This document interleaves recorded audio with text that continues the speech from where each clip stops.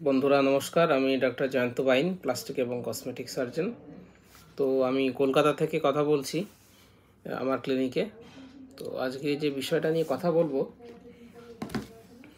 আমাদের এক ভাই বেশ কিছু মেসেজ পাঠিয়েছিলেন, মানে একই মেসেজ অনেক জায়গাতে লিখেছিলেন, সেটা আমি পড়ে একবার শোনাই। উনি লিখেছেন, স্যার এই কমেন্টটা আগেও করেছিলাম, আপনি বলেছিলেন এই বিষয়ের উপর একটা ইউটিউবে ভিডিও বানাবেন, এই ভিডিওটা কবে পাবো স্যার? তো ওনার কমেন্ট যেটা হচ্ছে যে আমি ট্রান্সপ্লান্ট করার প্ল্যান করছি, কিন্তু আমার মাথার ত্বক অতিমাত্রায় তৈলাক্ত। ডাক্তারবাবু আমাকে প্রতিদিন শ্যাম্পু করতে বলেছেন। চুল পড়ার জন্য মুখে খাবারের ওষুধের সঙ্গে 10% মিন্টপ 10% চলছে। তার মানে আমাদের এই ভাই হেয়ার ট্রান্সপ্লান্ট করার প্ল্যান করছেন। সম্ভবত স্বাভাবিকভাবেই আমার মনে হয় যে তার চুল অনেকটা কমে গেছে, আর মাথার তৈলাক্ত অবস্থা এখন মোটামুটি কন্ট্রোল আছে। আমি দেখেছি মিন্টপ 10 তৈলাক্ত অবস্থা কমিয়ে ড্রাই করে, কিন্তু ট্রান্সপ্লান্টের আগে তো এসব ওষুধ বাদ দিতে হবে। এখন একদিন শ্যাম্পু না করলে আবার প্রচুর তৈলাক্ত হয়ে যায়। তাহলে ট্রান্সপ্লান্ট পরবর্তী 8-10 দিন শ্যাম্পু না করে থাকলে তো প্রচুর পরিমাণে তেল মাথায় আসবে, সেটা আবার গ্রাফটের ক্ষতি করবে কি না। আবার এমনও শুনেছি কোনো ডাক্তারবাবু ট্রান্সপ্লান্ট করার পরের দিন বা একদিন পরেই ঘষাঘষি ছাড়া শ্যাম্পু করার পারমিশন দেন। তাহলে আমি এই তৈলাক্ত স্ক্যাল্পের জন্য ট্রান্সপ্লান্ট করতে ভয় পাচ্ছি। ব্রণ ছিল, এখন নেই, এমন অবস্থা আমি কী করতে পারি, কাইন্ডলি জানাবেন।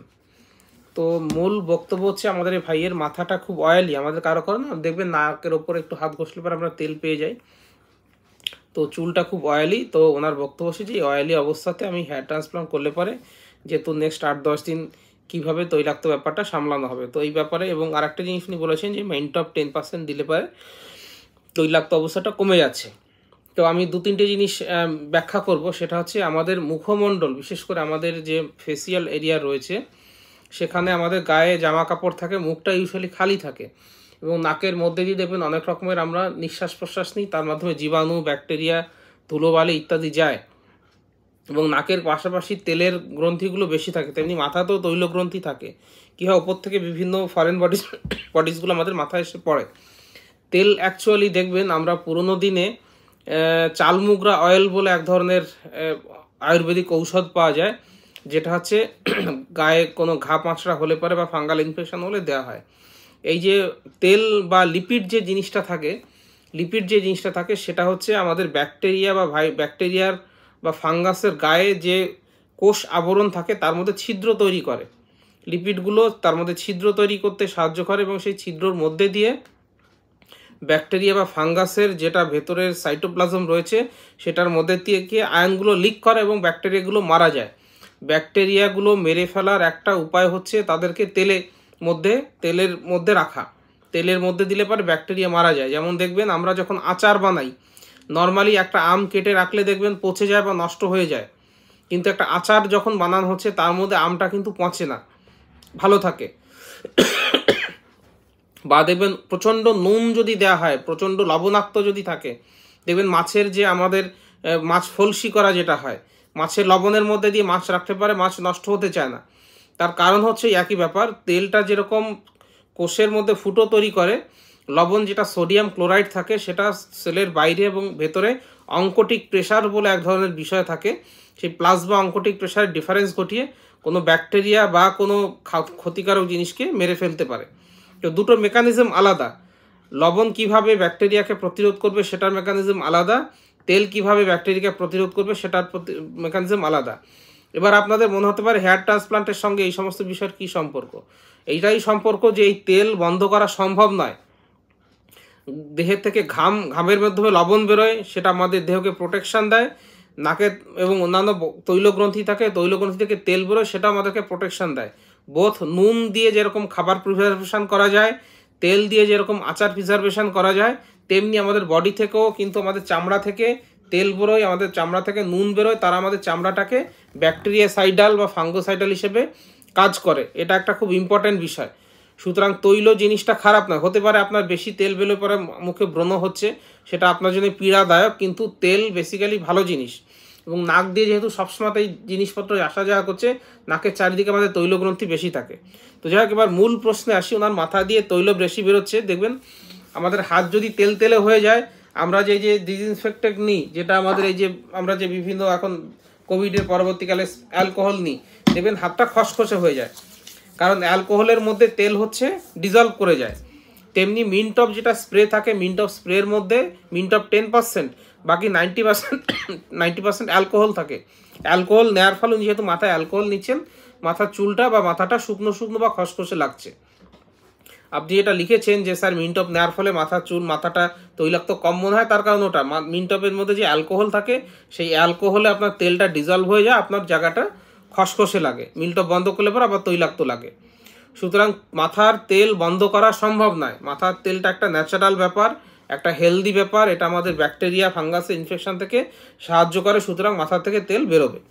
এইবার কথা হচ্ছে হেয়ার ট্রান্সপ্লান্টের সঙ্গে কী রিলেশন। হেয়ার ট্রান্সপ্লান্ট যাদের মাথার তেল খুব তৈলাক্ত হয়, সেক্ষেত্রে হেয়ার ট্রান্সপ্লান্টের রেজাল্টে কোনো তারতম্য হয় না। যেটা হয়, মাথা যেহেতু তৈলাক্ত থাকে, আমরা হেয়ারটাকে বসানোর পরে পপ আউট করে বেরিয়ে আসতে চাই, যেহেতু তৈলাক্ত সারফেস থাকে বেরিয়ে আসতে চাই, আমাদের একটুখানি সময় বেশি লাগে। ইউজুয়ালি যেখানে 4 থেকে 5 ঘন্টা লাগে, সেখানে 6 থেকে 7 ঘন্টা লাগতে পারে যাদের এই তৈলাক্ত মাথা থাকে। আর মাথা আমি আমার ব্যক্তিগতভাবে বা আমি যে স্যারের কাছে কাজ শিখেছি, আমরা হেয়ার ট্রান্সপ্লান্ট করার পরের দিনই কিন্তু আপনাকে বিটাডিন দিয়ে মাথা ধুয়ে দেবো, এবং 2 নম্বর দিন থেকে, ধরুন রবিবারে যদি কারো অপারেশন করি, সোমবারে তিনি ড্রেসিং চেঞ্জ করবেন, মঙ্গলবারের থেকে মাথায় শ্যাম্পু দেবেন, শ্যাম্পু দিয়ে মাথাটাকে পরিষ্কার করতে হবে। সুতরাং তৈলাক্ত থাকার জন্য যে হেয়ার ট্রান্সপ্লান্ট করা যাবে না সেটা নয়। তৈলাক্ত থাকলে পরে হেয়ার ট্রান্সপ্লান্টে অসুবিধে ডেফিনেটলি হয়, আমাদের ইমপ্লান্টেশন করতে একটু সময় বেশি লাগে, বারবার বেরিয়ে আসে, আবার ঢোকাতে হয়, এটা একটা সমস্যা। কিন্তু মেইন কোনো আপনার দিক থেকে কোনো সমস্যা হবে না। আপনার যদি তাও মনে হয় তৈলাক্ত নিয়ে সমস্যা হচ্ছে, আমরা কিন্তু 2 দিনের পরের থেকেই, প্রথম দিন আমরা বিটাডিন দিয়ে পরিষ্কার করে দেবো, পরের দিন মানে ধরুন সোমবারে করলে মঙ্গলবারে বিটাডিন, বুধবারের থেকে বাড়িতে গিয়ে শ্যাম্পু দিয়ে মাথা পরিষ্কার করতে পারবেন। তো আশা করি ভাই আপনার এই প্রশ্নটার উত্তর দিতে পারলাম, যে আপনার সঙ্গে তৈল নিয়ে কোনো অসুবিধে নেই। তৈলাক্ত মাথাতেও হেয়ার ট্রান্সপ্লান্ট করা যায়, কোনো অসুবিধা নেই। তেলটা কিন্তু বেসিক্যালি আমাদের একটা প্রোটেকশান। তেল এবং নুন, আমাদের ঘামের মাধ্যমে যে নুন বেরিয়ে আসে সেই জিনিসটা, এবং মাথায় যে তেল বেরিয়ে আসে সেই জিনিসটা, দুটোই কিন্তু প্রোটেকশান করে। তো আমাদের নাকের মধ্যে যে মিউকোসা থাকে, সেখান থেকেও প্রচুর পরিমাণ লবণাক্ত জিনিস সিক্রিশনস হয়, কারণ আমরা খাবার খাচ্ছি, না সবসময় নাক দিয়ে বাতাস ঢুকছে, বাতাসের মাধ্যমে ব্যাকটেরিয়াগুলো যাচ্ছে, ভেতরের মিউকোসাতে জমা হয়, সেখানে নুন থাকে, তারা ব্যাকটেরিয়াগুলোকে মেরে ফেলে। এটা একটা ন্যাচারাল ডিফেন্স প্রসিজিয়ার্স। আমরা ভাবি ওষুধ খেয়ে ব্যাকটেরিয়া মারা যায়, আমরা ভাবি যে বিভিন্নভাবে স্নান করে ব্যাকটেরিয়া মারা যায়, এই কথাগুলো ঠিক না। আমাদের বডিতে কিন্তু ন্যাচারাল প্রোটেকশান দেওয়ার জন্য সিস্টেমসগুলো রয়েছে, যেগুলো আমরা ফিজিওলজি শাস্ত্রে সেই বিষয়গুলো নিয়ে বিস্তারিত পড়ি। কিন্তু এগুলো যেহেতু ব্যবহারিক সেইভাবে জীবনে লাগে না, সেই জন্য আমরা সাবান, শ্যাম্পু, অ্যান্টিবায়োটিক এর ওপরে বিশেষ গুরুত্ব দিয়ে থাকি। কিন্তু আমাদের শরীরে যদি ইমিউনিটি কমে যায়, শরীরে যাদের ঘাম তৈরি হয় না তাদের স্কিনে ইনফেকশন বেশি হয়, শরীরে যদি তৈল বানানো বন্ধ হয়ে যায়, বিভিন্ন রকমের স্কিন ডিজিজ শুরু হয়ে যায়। তো এই ব্যাপারগুলো কিন্তু ইম্পর্টেন্ট। দিয়ে খেয়াল করে দেখবেন শীতের দিকে হাত পা ফেটে যায়, কারণ তখন তৈল সিক্রিশনস কম হয়, হাত পা ফেটে যায়।